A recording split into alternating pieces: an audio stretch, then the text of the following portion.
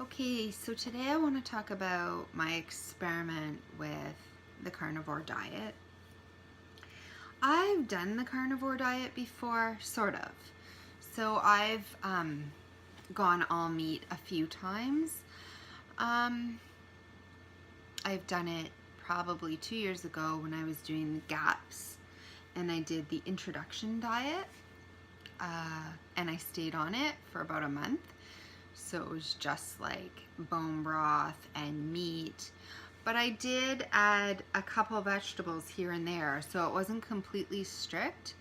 I was also drinking tea, and I believe I was taking a few supplements at the time, including probiotics. And that never really worked for me. Oh, and I was just adding in the ferments, so just like a half a tablespoon or a teaspoon of the sauerkraut juice. And that never really helped me. It never really worked for me. So I don't know if it was because I was taking the ferments, which can be activating, or if it wasn't, I wasn't strict enough, or whatever. But so I had done it. I have also done an elimination diet. Probably, I do them randomly, but probably my last one was about 8 months ago. And I started with lamb, so that was my only food, and did that for 2 weeks, just lamb and lamb broth. And then at the 2-week mark, I brought in, was it apples or pears? It was one of them. I think it was apples. And I did apples and lamb for the next 2 weeks.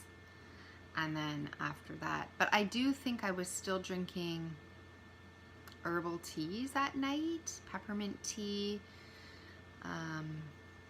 ginger tea, and I was also during this time still taking supplements. I was taking, I forget now, but I know I was taking for sure,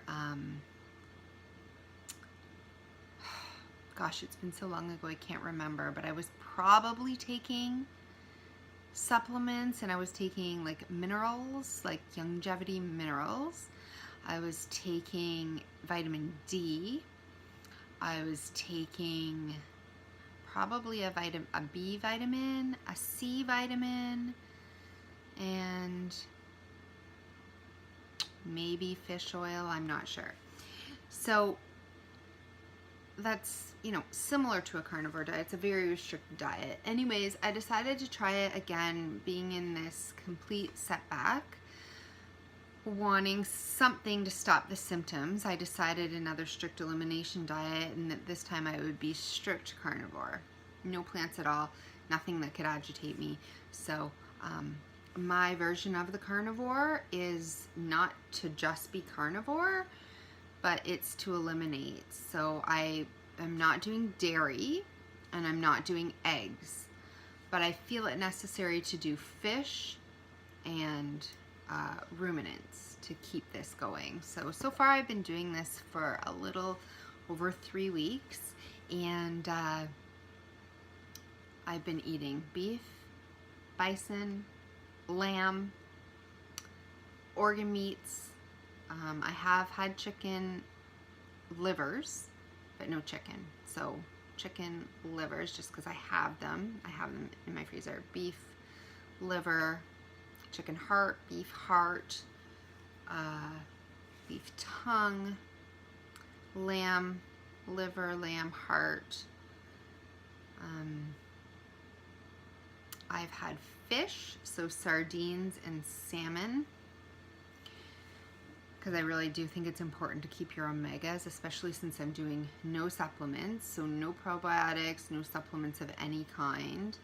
The only thing I'm having is tiny pinch of sea salt in my water or broth, and I'm actually limiting broth. I found that when I was on GAPS, I don't know if it was the supplements or all the broth I was drinking, and perhaps there was just an excess of either glutamate or methionine, something that was activating me. So I'm cutting out broth. I will sometimes just put a little bit of whatever it was cooked in over top of my meat, you know, kind of like a meat stew or a meat soup. But I'm not just drinking all the broth like I used to be doing. So I am trying to have fatty cuts of meat. I'm trying to use the marrow if there comes any with the bone. I'm eating fat, so I'm eating tallow as my fat, and I'm adding it to all the meats I'm eating, including when I'm eating liver, making like liverwurst in my Vitamix. I'll throw in a bunch of tallow and some salt with it. And I'm eating pemmican as a snack, which is basically just dried meat jerky with tallow mixed together. And I am once in a while eating just beef jerky if I'm on the run, just plain with nothing, just dried beef. And sometimes I'll just butter tallow onto it with a butter knife and just eat it like that. So that's all I'm eating, and that's all I've been eating, and so far I haven't noticed any improvement at all.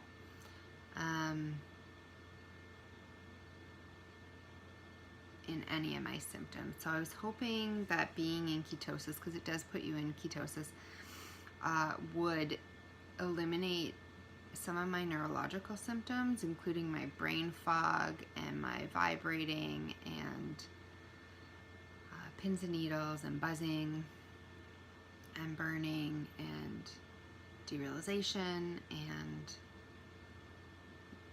just feeling like I'm behind glass, etc. I was hoping that would really take care of the brain fog, but it hasn't at all.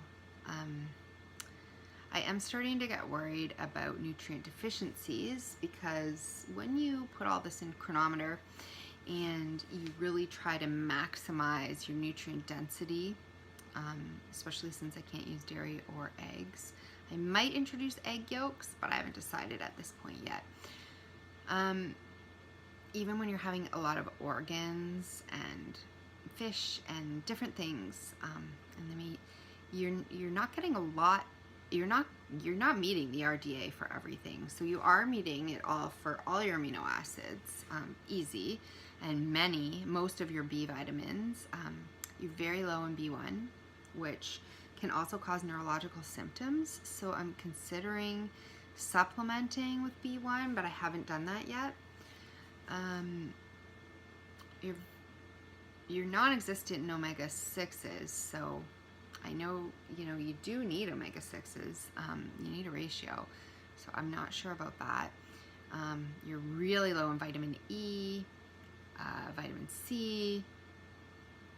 I forgot all the ones I'm low in, but folate, vitamin D.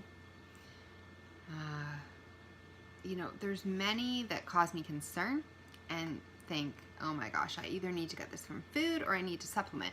But I know supplements can have extra additives and things, and when you're really sensitive, you can be thrown by supplements easier.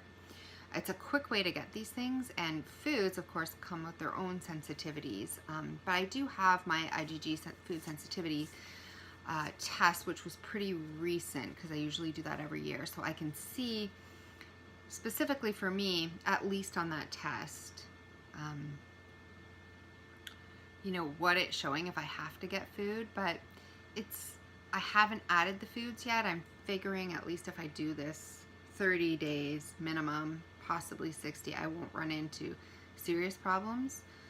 I'm worried about my potassium. It's super duper low, and my potassium to sodium ratio was already very low. And so when you're adding salt to things but you're not getting any potassium, I'm wondering even just picking 2 green vegetables that are very benign for me on my IgG sensitivities test. Lettuce, just because it's super, just like romaine lettuce, which is just super non-reactive, that I know of anyways on the test, and something that's got some high nutrients in it, like parsley, and even possibly a squeeze of lemon just for a little bit of vitamin C. But especially just those 2 greens, I'm considering just juicing those and just having a little bit as a natural supplement in between my beef carnivore diet. So I haven't decided on that yet. So far it's been strict carnivore, and actually right now I'm in the middle of a fast. Because nothing has been helping up to this point at 3 weeks, I thought I would see at least a 5% or 10% help from this, because lots of times when I've gone into ketosis in the past, I have noticed a drop off of some symptoms, and a lot of times neurological will go first, which was what I was hoping. But that since that hasn't happened, I'm going to stay on it a bit longer. I decided to up the ante, and yesterday I fasted the entire day, just minimal water. And today so far, I was planning on eating this morning, but I haven't eaten, so I might go another day and do a 48-hour fast to see if I can reduce some of the symptoms. It's weird. Sometimes a fast will increase them and sometimes it will decrease them. But over the long run, fasting can make a huge impact to symptoms. So I just wanted to update you with where I am on my diet at the moment, and what my thoughts are. If anybody has any thoughts, that'd be great, because I'm sort of at a loss here that nothing is impacting these at all from this setback. It's really, not working for me. And so I'm just doing the fasting now, and then I'm going to go back into break the fast at some point tonight or tomorrow or whenever, and break it with a little bit of probably liver and fat, and then at my next meal I'll have like a full helping of beef and fat. So and I haven't decided whether I should bring back in the bone broths as well, or not really bone broths, because I know they can be high in glutamate, but the meat stocks, the gelatinous meat stocks. So anyways, this is where I am, and I'll plan to update you at the end of my experiment. But I just wanted to I know there's a lot of talk about the carnivore diet right now, and which I have, done before, and I'm doing again now. And it can be talked about as a panacea, and that it will definitely cure everything. But so far I haven't even noticed, a 2, 3, 4, 5% decrease in anything at this point. And like 21, I think I'm at about 21, 22 days is a long enough time that you would think that something would happen. So I'm hoping that the fasting will help with this. Of course, I don't want to get my electrolytes too low. I don't want to deplete myself, and I definitely don't want to deplete my minerals and my vitamins that my body needs to heal. So I'm walking a thin line here as I do this experiment. But anyways, I just thought I would share.